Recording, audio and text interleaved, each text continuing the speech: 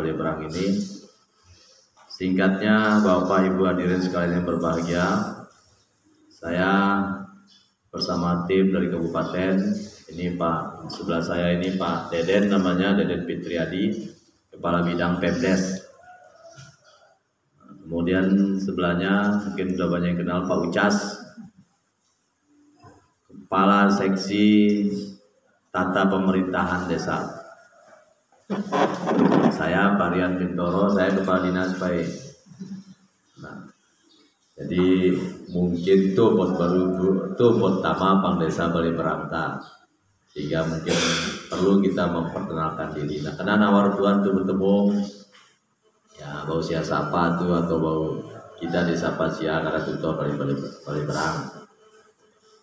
Jadi pada hari ini, alhamdulillah kita semua dalam keadaan sehat walafiat, dalam rangka mengikuti sosialisasi mengenai pengisian keanggotaan BPD untuk masa 2021-2027. Tapi dalam suasana pandemi COVID ini, Bapak Ibu, untuk itu kami berharap semuanya kita tetap sadar, tetap waspada terhadap yang namanya COVID-19 ini. Untuk itu kami di surat pun, mungkin Pak Camat juga sudah menindaklanjuti surat kami, harus dalam prokes, dalam protokol kesehatan mengenai pandemi COVID ini. Tidak terlalu banyak orang yang diundang, kemudian juga kita mengatur jarak duduk supaya tidak langsung bersentuhan, dan juga menggunakan masker, ini yang paling utama. Kita dalam hasanah silaturahim. Sehingga mudah-mudahan pagi hari ini kita semua memahami ini, karena protokol kesehatan ini sampai sekarang ini pemerintah wajib menghimbau kepada semua masyarakat. Pak Kades juga tetap menghimbau, Pak Camat juga tetap menghimbau supaya masyarakat tidak dilarang kegiatan rutin masyarakat, misal di bertani, di nelayan, berkebun, dialog kantor tetap, tapi dibatasi untuk tidak berhubungan secara langsung, atau tetap mematuhi protokol kesehatan. Dan juga kalau petang Pak ya batasi semawata, paling tinggi jam siwa aktivitas, lebih dari jam siwa Pol PP datang tutup. Misal Pang nongkrong biasa tahu Taman Mangga, di sini Taman Mangga, karena memang itu tempat kita ngopi. Nah, tapi dibatasi. Ini Bapak Ibu sekalian, yang pertama ingin kami sampaikan agar masyarakat memahami bahwa BPD ini penting di dalam tatanan pemerintahan desa. Karena yang namanya pemerintahan desa itu adalah pemerintah desa dan BPD. Pemerintah desa itu kepala desa dan perangkat-perangkat desanya. Nah, sehingga BPD ini punya peran penting di dalam pemerintahan desa. No bau itu beling, BPD saya apa sih, penting ada tidak. Dia harus berperan supaya jalannya pemerintahan desa itu berimbang. Apa peran-peran BPD? Ini singgung yang Pak Kabit kan. Saya tidak menyinggung teknis, nanti disampaikan oleh Pak Kabit. Tapi saya ingin membuka pemikiran bapak-bapak, ibu-ibu semuanya, tokoh masyarakat di sini. Hendaknya BPD ini betul-betul lembaga yang berperan penting memang di dalam pemerintahan desa. Dari pengertiannya saja pemerintahan desa itu sudah jelas. Itu adalah pemerintah desa dan BPD. Sehingga kepala desa dan semua perangkat-perangkat desa juga harus menghargai, namanya BPD itu lembaga yang dibentuk memang untuk menyelaraskan pemerintahan desa. Dia melaksanakan fungsi perencanaan. Tidak akan bisa jadi yang namanya dokumen APBDes desa atau laporan pertanggungjawaban kepala desa kalau tidak ditandatangani tidak disepakati oleh BPD, dibahas dalam musyawarah desa, itu tidak akan terjadi. Tapi bukan berarti BPD kan, oh kita penting, kita yang butuhkan kareng, mohon maaf, mina-mina hilang, dulu datang musim, terus dari musyawarah benda kita tuh hilang lagi nggak ada, silakan dibentuk karena sudah ada aturan tata cara bagaimana BPD itu melakukan rapat atau musyawarah desa, musdes. BLT saja kalau tidak ada musdesus, tidak dimusyawarahkan secara khusus, itu tidak sah. Pak Kades tidak bisa membuat perkades kalau tidak ada hasil dari musdesus itu. Nah, sehingga saya berharap ya mungkin yang BPD yang ada sekarang ini maupun yang insya Allah nanti berikutnya akan terjadi pemilihan, itu betul-betul memahami fungsi BPD. Fungsi sebagai lembaga yang memang menjalankan tugas-tugas pemerintahan, pembangunan dan kemasyarakatan.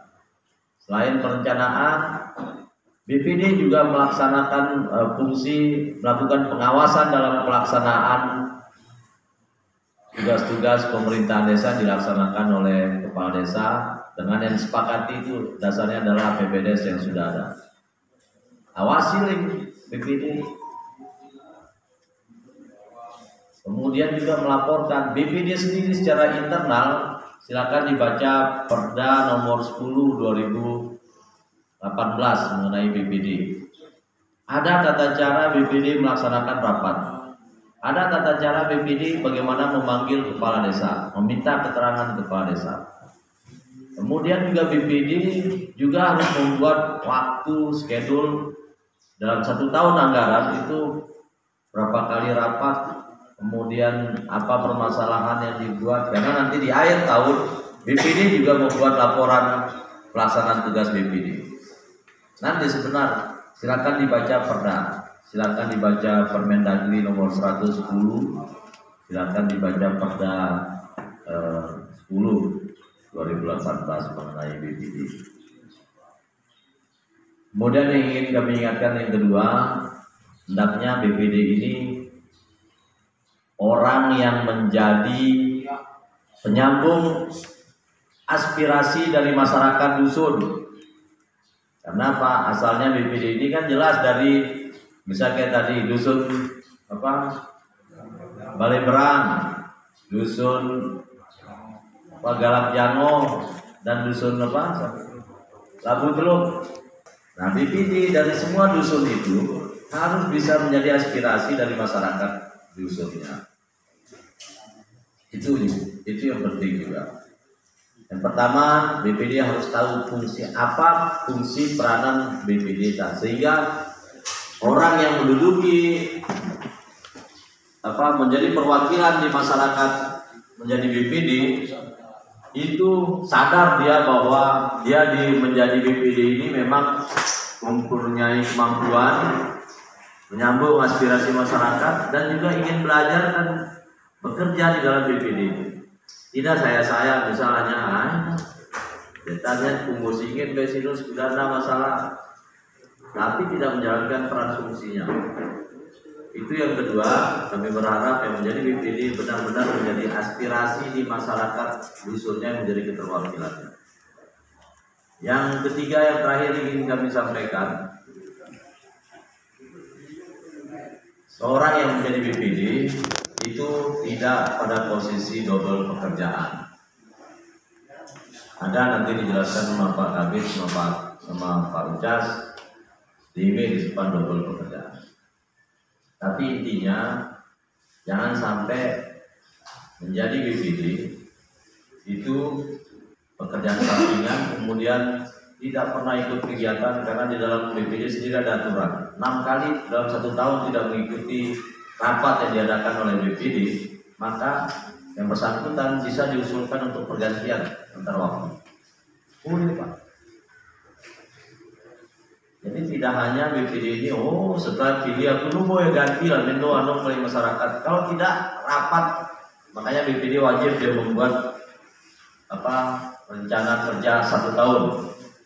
Rapatnya berapa kali, 3 bulan sekali kah, 2 bulan sekali kah? Minimal dalam 1 tahun itu mengadakan rapat 6 kali.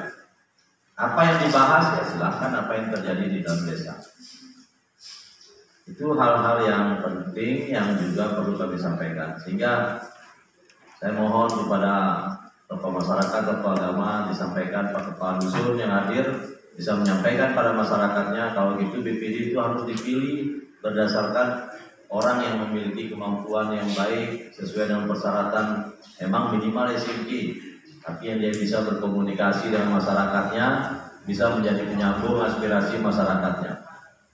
Jangan sampai di masyarakat misalnya dusun Labu Teluk, karena BPD-nya ada, kepala dusunnya ada, ya sate datang, tapi Pak Kades tidak tahu karena tidak ada informasi.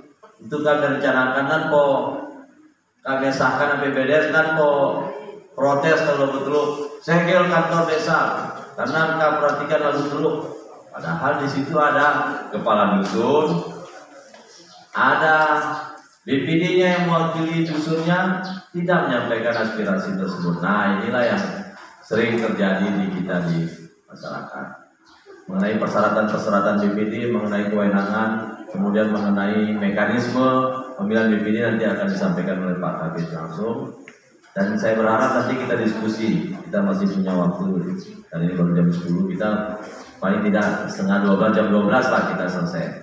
Jadi setelah saya menyampaikan, nanti langsung disampaikan oleh Pak Kabid untuk teknisnya mengenai wewenang, mengenai mekanisme, mengenai persyaratan, mengenai tata cara dan sebagainya, pembentukan panitia dan sebagainya. Karena desa Balieberang ini hampir sama dengan desa Usar Mapin, itu bulan Mei, maka harus segera nanti panitia terbentuk Pak Kades. Harus